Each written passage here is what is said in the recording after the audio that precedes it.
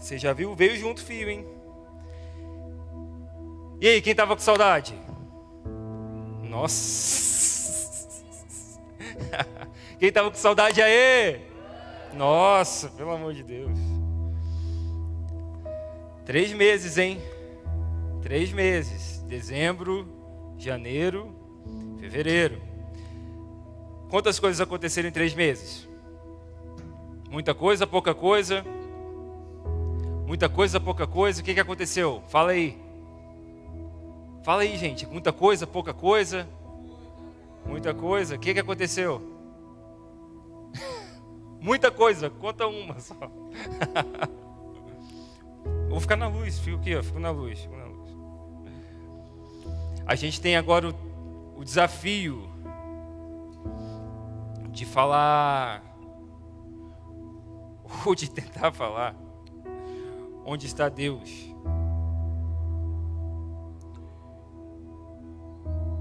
Gente, ó, eu tô precisando de um óculos novo. Quem quiser ofertar, eu já tô um tempo aí já, ó, precisando de óculos. Eu até queria um óculos igual do Kevin, né, Kevin? Do Nicolas, Né, Nicolas? Você podia me emprestar só para eu pregar com ele aqui, e aí depois a gente... Não?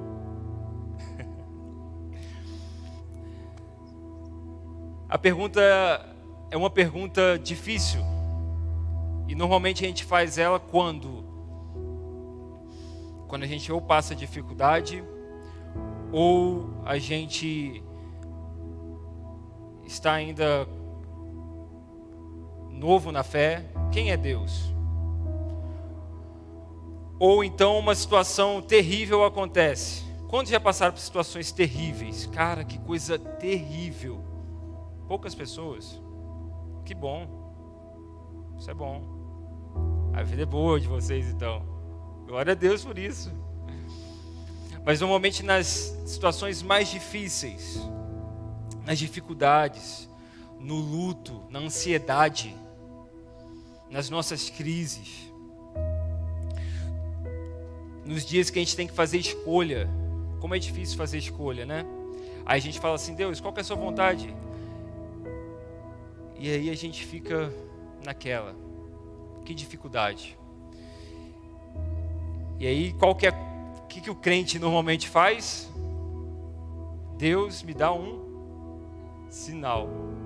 Deus, eu quero um sinal só. Me mostra que o Senhor está aí. Eu só quero um sinalzinho. Obrigado, Nath.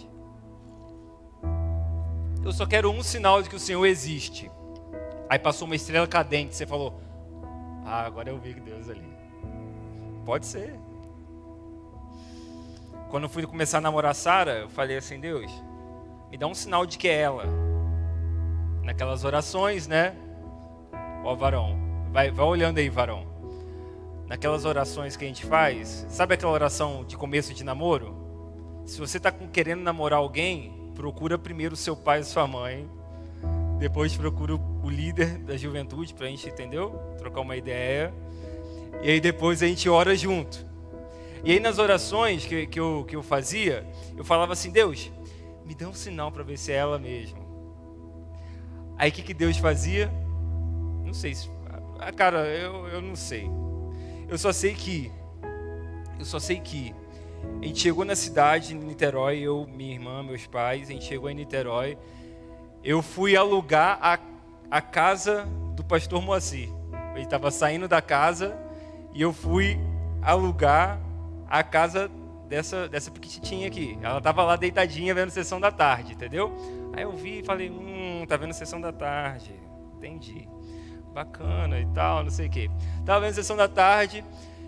Eu falei: pô, legal, gostei. Bacana. Achei legal, achei diferente. Falei: ó, show de bola.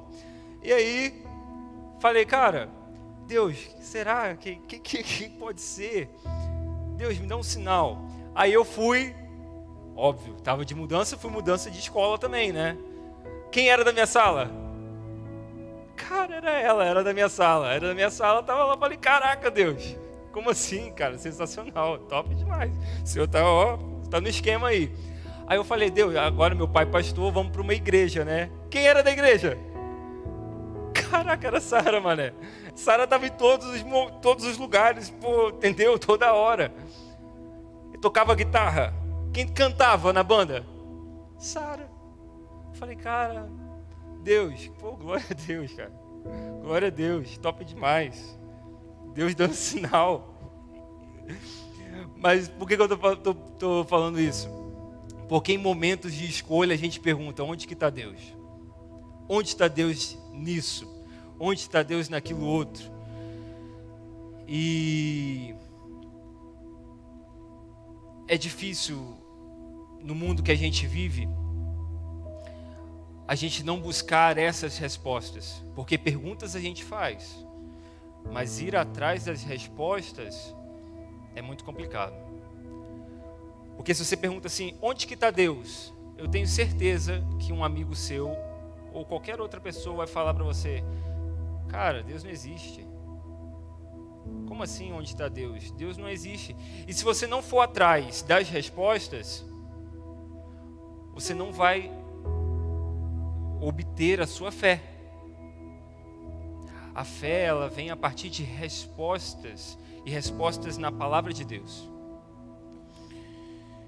E em meio a essas perguntas, algumas expressões e experiências humanas, elas têm se manifestado no nosso meio. E algumas delas são o ateísmo, o ceticismo e o agnosticismo. Eu queria falar rapidamente sobre algumas delas, sobre essas três. Alguém sabe o que é ateísmo? Pode falar. O que é o ateísmo? É o quê? Não acreditar na existência de Deus. Alguém discorda? Não. O ateísmo é exatamente isso, não acreditar na existência de Deus. É uma atitude de espírito que nega o divino, a divindade. É a ausência de crença na existência de Deus. Ele se opõe à experiência, saber ou sentimento direto ou indireto de algo religioso. Esse é o ateísmo. O agnosticismo, ele é algo semelhante ao ateísmo. O agnóstico, aquele que é agnóstico, ele acha que o que é metafísico, o que é além, Deus está, a gente não consegue suportar isso, é algo que está fora da nossa capacidade intelectual. E por não suportar intelectualmente essa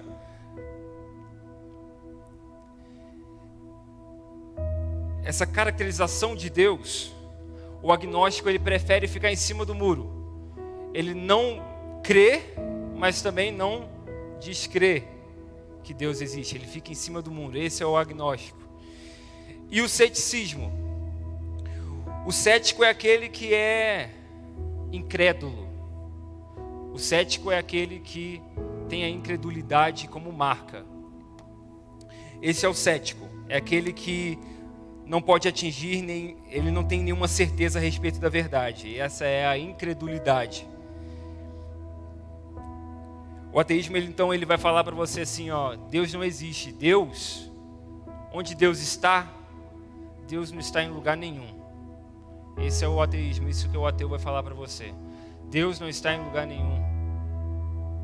Na verdade, é uma fé do não ser de Deus. Deus não é. Essa é a fé do ateu. E aí,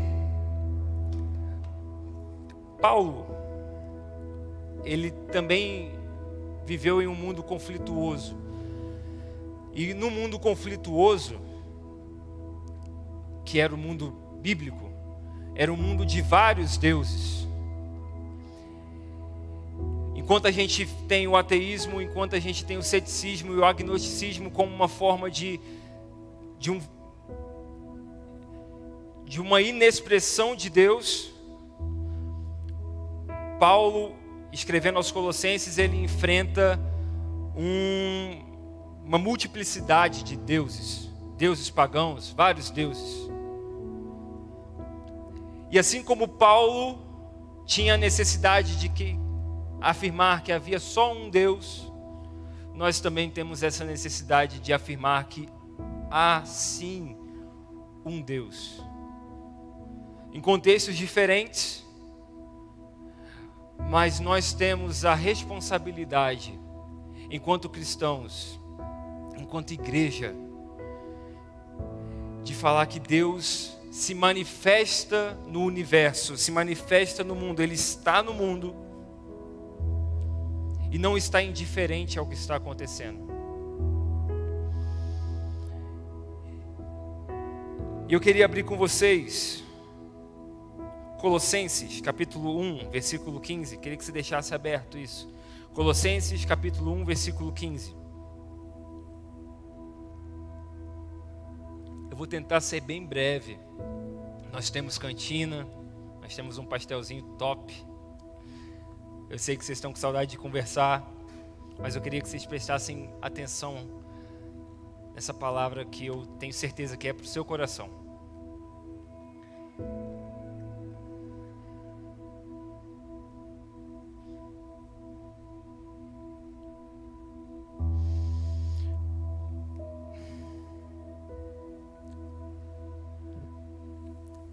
Sabe o que acontece? No nosso mundo, com esse contexto de ateísmo, agnosticismo e ceticismo, sabe o que acontece? A gente começa a formar uma imagem de um Deus distante. A gente começa a formar uma imagem de um Deus que está extra mundo, está distante do mundo. A gente começa a criar uma imagem de um Deus que governa o mundo de uma forma distante. Ele controla as situações. É um Deus que mexe nos destinos. É um Deus que mexe nas configurações. É um Deus que ele muda as histórias. É um Deus que controla os acontecimentos e interfere nos destinos. Ele mexe nas dinâmicas da vida, das nossas vidas. E esse Deus que se manifesta de uma forma distante, muitas vezes é o que a gente acredita onde Deus está. Ele está fora do mundo e a gente se conecta a Ele de uma forma como se Ele estivesse bem longe, bem distante. E a gente acha que Ele está longe só mexendo nos pauzinhos. Ah não, o seu cabelo aqui dessa forma, não gostei muito, vou dar uma melhorada no seu cabelo. Esse seu curso aqui, eu vou abençoar você nesse seu curso aqui. E aí a gente, vou mandar alguma coisa, mandar uma pandemia, ou eu vou mandar. A gente acredita que Deus está distante. A gente começa a ter uma figura de um Deus distante. E aí a gente começa a se relacionar com esse Deus distante com medo. Porque a religião começa a imputar em nós um ritual de vir ao culto, de tentar se conectar a esse Deus distante, oferecer a Ele sacrifício, como o povo de Israel fazia, igual nós estamos lendo na leitura bíblica, bem como o Tiago falou. Nós temos que fazer, porque se a gente não se sacrificar, e a gente não vai conseguir. E aí tem a questão de pecado, frustração por não conseguir permanecer com uma vida santa, separada para Jesus. E a gente começa a viver um ciclo vicioso de acreditar em um Deus distante, de viver uma vida de ritual, de culto, acreditando que Ele quer de nós só o sacrifício e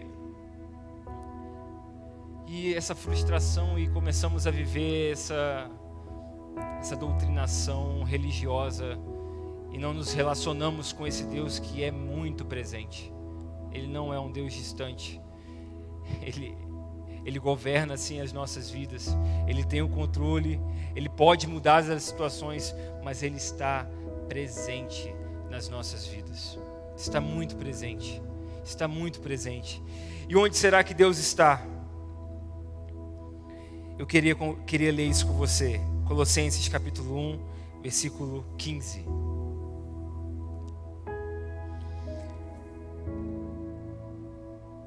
Ele está exatamente aí.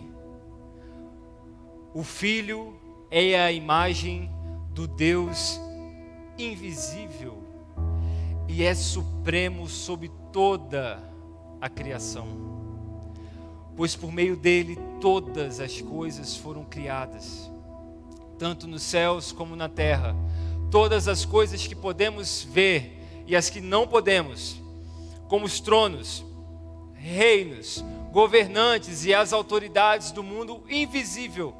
Tudo foi criado por meio dele e para ele. Ele, Cristo, e está falando de Jesus, Paulo escrevendo aos Colossenses, o povo de Colossos, que era um povo que tinha vários deuses, ele está falando do povo de Colossos. Sabe esse Deus invisível que você quer se relacionar? Não, tem uma figura. Tem um cara que já se revelou presencialmente, se encarnou. Ele existia antes de todas as coisas e mantém tudo em harmonia. Ele é a cabeça do corpo, que é a igreja. Ele é o princípio supremo sobre os que ressuscitam dos mortos. Portanto, ele é o primeiro em tudo. Pois foi do agrado do Pai que toda a plenitude habitasse no Filho. E por meio dele, o Pai reconciliou consigo todas as coisas. Por meio do sangue do Filho na cruz, o Pai fez as pazes com todas as coisas, tanto nos céus como na terra. Isso inclui vocês, que antes estavam longe de Deus, eram seus inimigos, dele separados por seus maus pensamentos e ações. Agora, porém, ele os reconciliou consigo por meio da morte do Filho no corpo físico. Como resultado, vocês podem se apresentar diante dele santos, sem culpa e livres de qualquer acusação.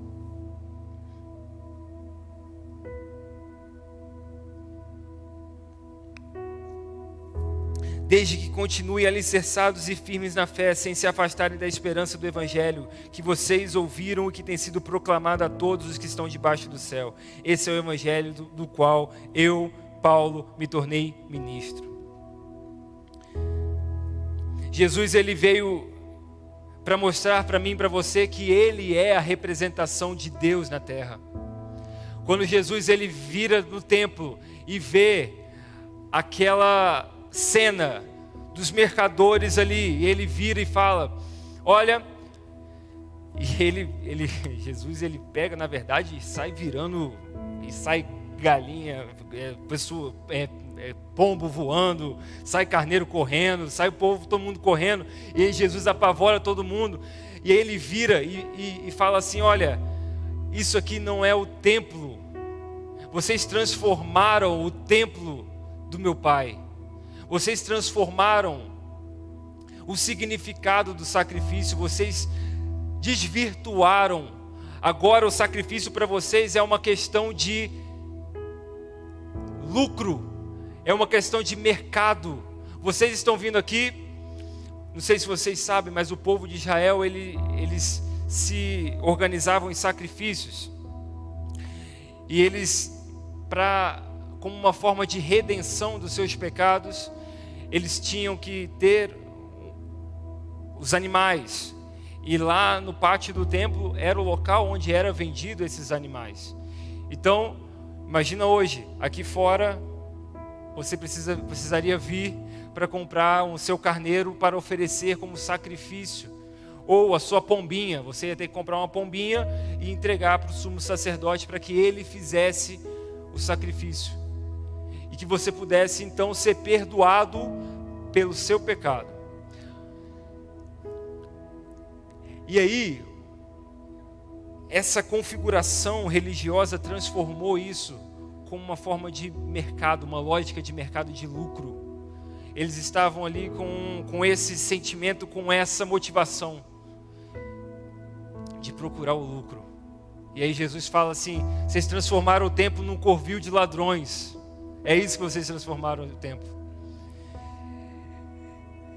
E ele deixa bem claro assim, manda derrubar esse templo. Derruba. derruba, porque em 3 dias eu vou construir um templo novo. E aí ele escreve isso, e João, ele fala assim, que ele estava se referindo à sua morte e à sua ressurreição. Jesus é o templo de Deus. Ele é a representação do novo templo.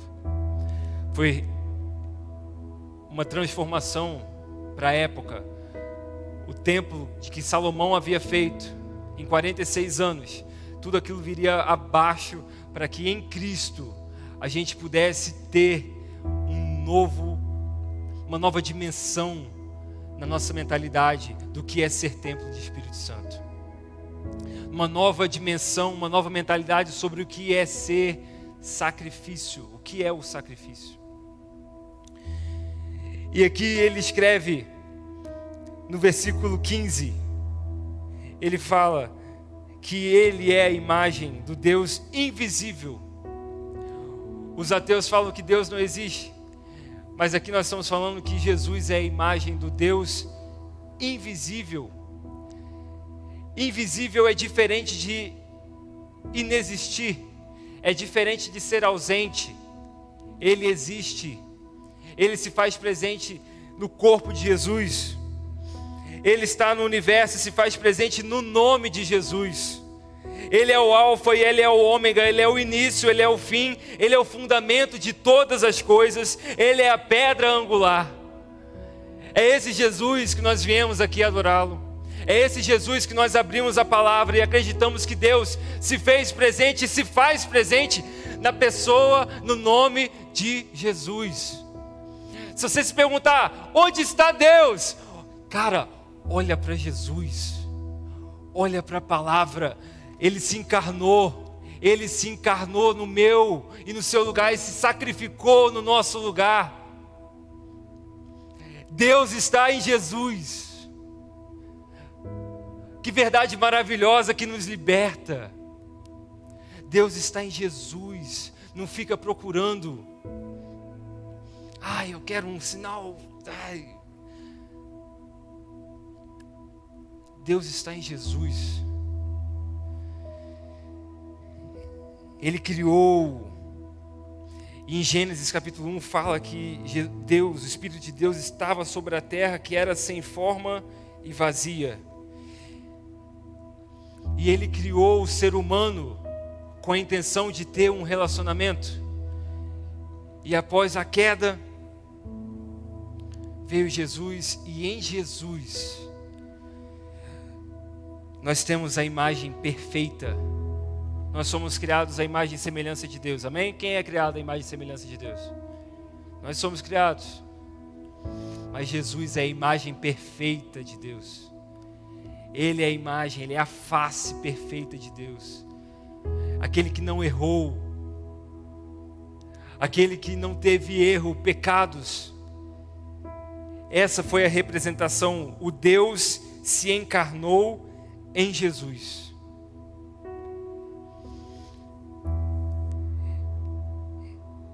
E Ele habita em nós. No versículo 26, Ele fala isso. O mistério que esteve oculto durante épocas e gerações, Pai, que foi manifestado aos seus santos. A Ele quis Deus dar o conhecer entre os gentios, a gloriosa riqueza desse mistério, que é Cristo em vocês, a esperança da glória. Nós o proclamamos, advertindo e ensinando a cada um com toda a sabedoria, para que apresentemos todo homem perfeito em Cristo. Versículo 27. Pois Deus queria que ele soubesse que as riquezas gloriosas desse segredo também são para vocês. E o segredo é este: Cristo está em vocês, e o que lhes dá a confiante esperança de participar de sua glória. Cristo em nós, a esperança da glória. Nós estamos nele, e por isso nós podemos receber essa plenitude, por isso nós podemos receber essa vida em abundância.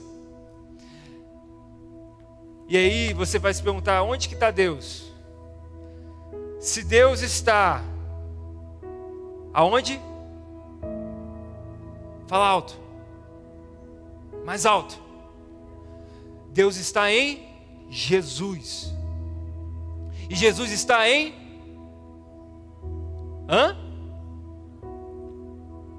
Onde? Nós. Então onde que Deus está?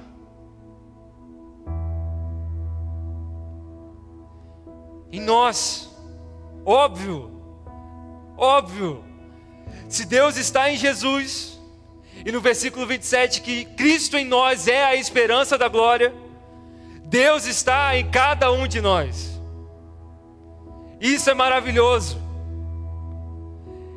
Isso é de uma grandeza espetacular, porque isso rompe todos os paradigmas, isso rompe todas as doutrinas, isso rompe tudo, porque toda a plenitude de Deus se encaixa no nosso corpo, e aí nós podemos ser pequenos Cristos.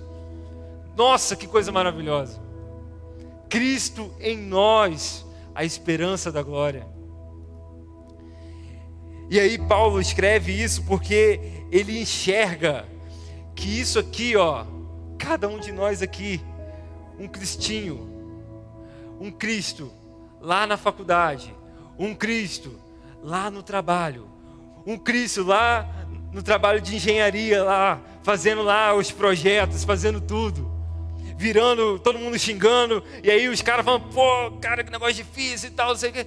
Cara, calma, vamos acalmar a situação, calma. Cristo em nós, a esperança da glória. É lá no curso de medicina. Quem quer fazer medicina aí? Quem quer fazer? Glória a Deus, Deus abençoe vocês. É isso aí, cara. É no curso de engenharia. Quem quer fazer engenharia? Boa. É lá no cursinho, aquela confusão toda. Cristo em nós, a esperança da glória. É aí que as pessoas vão ver Deus. É ali. É no trabalho, é na família, é quando vocês com seus pais, seus irmãos, sendo a esperança da glória, Deus se manifesta em nós. Então onde que Deus está? Em nós. Está em você, Isa. Deus está em você. Mateus, Deus está em você, cara. João, Deus está em você. The Chosen, os escolhidos, blusa nova da juventude. Ó, já aproveitei. Deus está com você, mano, no seu trabalho. Só que tudo isso depende de uma decisão sua. De você falar assim, não, eu acredito que Deus está em Jesus, e eu quero que Jesus esteja em mim. Quando a gente fala, Jesus, eu quero te aceitar na minha vida, Deus se manifesta no nosso meio.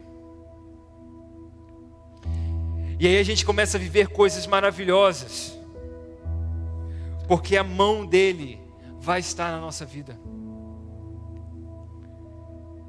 Por isso que a pergunta não deve ser, onde está Deus? A pergunta real não pode ser essa. Ah, meu Deus, onde é que o Senhor está? Caramba, onde é que o Senhor está, Deus? Eu estou aqui te procurando e tal. Mas a pergunta real é, onde você está em relação a Deus? Onde você está na relação com Deus? O que você tem feito na sua relação com Deus? Ou você é simplesmente um cara distante de Deus? Deus é um Deus relacional. Deus, ele está presente no Filho, e Ele quer que a partir do primeiro filho,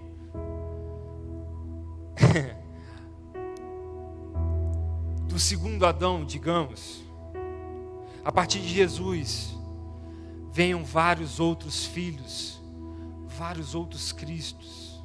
A partir do primeiro filho, a igreja seja formada. Uma igreja de jovens, uma igreja forte, vibrante, com jovens vibrantes, que amam o Evangelho, que amam Jesus, porque Jesus está em nós. Jesus está na palavra. E aí, vai ter leitura bíblica, a gente vai falar, não, eu tenho que fazer leitura bíblica, pelo amor de Deus, hoje eu esqueci de fazer minha leitura bíblica, hoje eu tenho que ler. Porque eu vou ser preenchido pela palavra, pela plenitude da palavra de Deus. E aí eu vou me relacionar com esse Deus, eu vou em Mateus 6,6, lugar secreto, eu vou me ajoelhar, vou ter o meu quartinho, eu vou me relacionar com Ele. Porque assim como o Filho está sentado à direita do trono do Pai, eu quero me relacionar com esse Pai, porque Ele também é meu Pai. E aí quando Deus nos preenche com a sua plenitude, sabe o que acontece? A gente começa a olhar uns para os outros de maneira diferente. Não tem fofoca, não tem hipocrisia, não tem o diz que me diz que e tal, diz que me diz que. Não tem aquele negócio de, você viu fulano?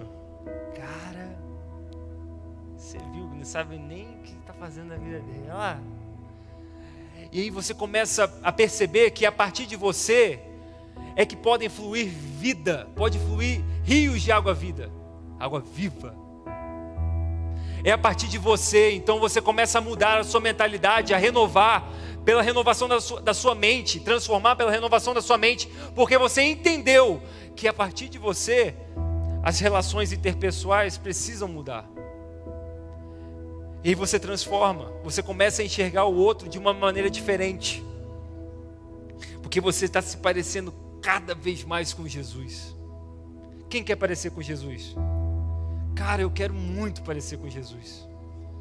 Mas Paulo fala que pra gente quer ser igual a Jesus, você quer ser? Toma a tua cruz e segue a Ele. Paulo está escrevendo que precisamos permanecer nele.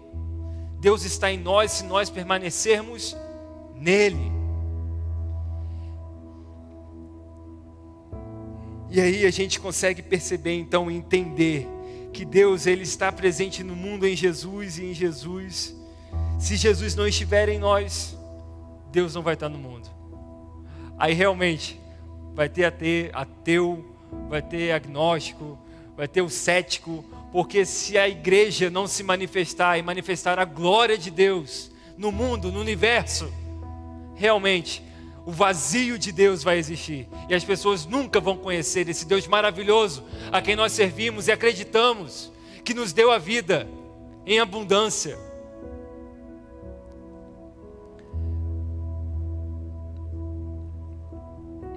E aí a gente começa a ter experiências, experimentar Deus.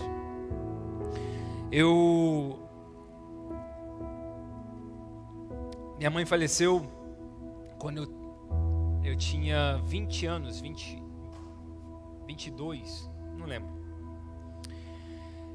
E meu pai é pastor, não sei se ele está acompanhando a gente. Pai, beijo, tamo junto, tô na Globo. E eu lembro que meu pai, quando minha mãe faleceu, nossa, eu recebi uma ligação do meu pai chorando aos prantos. Nossa, como eu nunca vi meu pai assim na minha vida. E eu estava indo ver minha mãe, meu pai, minha irmã, ver Sara, estar com vocês também. Estava em Cuiabá estudando. E faculdade, para quem faz faculdade longe, a gente fica praticamente o semestre inteiro. E aí quando quando você vai entrar de férias, aí sim você consegue ver sua família. Então é assim, você fica 5 meses sem ver namorada, sem ver pai, sem ver mãe. Então pensa nisso, você que quer estudar longe, beleza? E aí eu lembro que eu estava, sexta-feira foi o último dia da faculdade, do semestre, e eu estava indo sábado ver minha mãe. E ela tinha acabado de entrar na quarta-feira no hospital. Deu entrada no hospital. E quando eu estava indo ver minha mãe, indo para a rodoviária, exatamente assim, depois de um culto como esse, num sábado, eu saí com a galera para comer um negocinho, igual a gente faz, crente come muito. E eu saí para comer, e no meio da mesa, eu abri o WhatsApp e recebi a notícia que minha mãe tinha falecido. E eu estava indo para lá. E aí, por que eu estou falando isso tudo? porque eu vivi um luto vivo. São 5 anos ainda. Vivi um luto com minha mãe. E a partir desse luto, eu me perguntei: Deus, será mesmo que o Senhor existe? Minha mãe foi uma das mulheres que batalhou para eu conseguir entrar na minha faculdade de engenharia química. Ela tinha um emprego só, ela entrou em um segundo emprego só para pagar o curso, meu pré-vestibular que eu queria fazer para entrar na faculdade de engenharia química. Eu entrei na faculdade de engenharia química e minha mãe faleceu. E eu fiquei questionando, falei: Deus, eu não estou entendendo. Como assim o Senhor levou minha mãe aos 43 anos de idade? Como assim? Não estou entendendo isso. O Senhor existe? Eu olhava para as pessoas e eu via assim, nossa, eu não via mais vida nas pessoas. Eu enxergava as pessoas como mortas. O meu olhar era triste para tudo e para todos. E eu lembro que nessa situação de luto, Deus, ele se manifestou de uma maneira tão presente, mas tão presente, que se meu pai estiver assistindo, eu acho que eu nunca comentei isso com ele. Mas eu lembro de uma vez que eu estava indo para Goiás. Só ele e minha irmã, que está aqui com a gente. Só ele e minha irmã. Eles sozinhos. E ali eu deixei de olhar para o meu pai como um olhar de só pai. Mas eu comecei a olhar o ser humano que tinha ali. E aí eu falei para meu pai: pai, vamos fazer o seguinte, tá só eu e você aqui, tem as coisas da igreja, tem um monte de coisa. Vamos fazer o seguinte, vamos para uma cachoeira. E aí a gente foi para a cachoeira, eu e meu pai, só nós dois na cachoeira. Um dia lindo, nossa. E ali só estava eu e o meu pai. E eu conversando com ele, coração com coração, humano com humano. Jesus e Jesus. Jesus em nós. Jesus em nós. Jesus em nós. A esperança da glória. Troca. Aquele momento ali foi um momento muito marcante para mim. Porque eu me conectei de uma forma que eu nunca havia conectado com o meu pai. Uma cachoeira, um passarinho voando, nós sentados numa pedra, olhando tudo, conversando. E aí a gente consegue olhar a obra de Deus, o que Ele fez. Aí a gente consegue identificar: ah lá, Deus está ali. Aqui, Deus está aqui. Pai, Deus está aqui. Deus, cara, Deus está aqui. Só que para isso tudo acontecer, tem que virar uma chavinha de entendimento de que Cristo em nós, a esperança da glória. 1 Pedro capítulo 5, versículo 2. 1 Pedro 2, versículo 5, diz que nós seremos as pedras vivas. Pedro capítulo 2, versículo 5. Nós seremos as pedras vivas. Nós seremos essas pedras vivas, com as quais um templo espiritual é edificado. Além disso, são sacerdotes santos, por meio de quem? Cristo Jesus. Oferecem sacrifícios espirituais que agradam a Deus.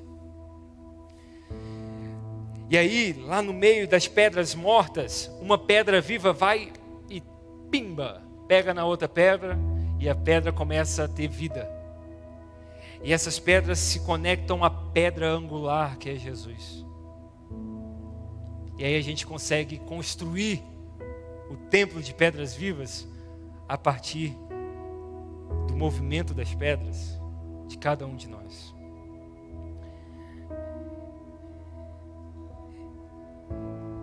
Enquanto a banda vem subindo, aí a gente vai cantar. Eu queria ler com vocês. E eu queria convidar vocês a ficarem em pé. E a fecharem seus olhos enquanto eu leio Salmos 139. Salmo 139, a partir do versículo 6.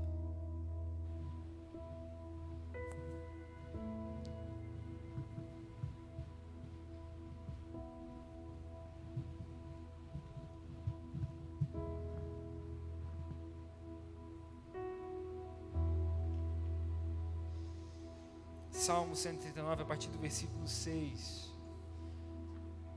Feche seus olhos enquanto eu leio e pense nessas palavras. Feche os olhos e pense nisso. Esse conhecimento, ele é maravilhoso demais para mim. É grande demais para eu compreender. É impossível escapar do teu espírito.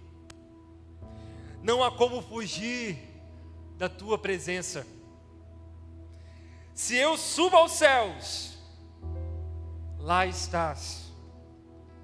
Se eu desço ao mundo dos mortos, lá também estás. Se eu tomar as asas do amanhecer, se habitar do outro lado do oceano, mesmo ali, tua mão me guiará e a tua força me susterá. Eu poderia pedir à escuridão que me escondesse, e a luz ao meu redor que se tornasse noite, mas nem mesmo na escuridão posso me esconder de ti, Senhor. Nem mesmo na escuridão, ó Deus onipresente, onisciente, aquele que está em todos os lugares, posso me esconder de ti. Para ti a noite é tão clara como o dia. Escuridão e luz são a mesma coisa. Se eu for aos céus ou ao mais profundo mar, se eu for aos céus ou se eu for ao mais profundo mar, ali a tua mão está. Por quê? Porque você está indo. Você é a mão de Deus nesses lugares. Você é a mão de Deus na alegria. Você é a mão de Deus na tristeza. Você é a mão de Deus no luto. Você é a mão de Deus no choro. Você é a mão de Deus. Você é Jesus encarnado. Você precisa aceitar isso. Cristo em mim é a esperança da glória. Cristo em mim. E aqui está todo mundo de olho fechado. Todo mundo de olho fechado. E eu queria perguntar para você: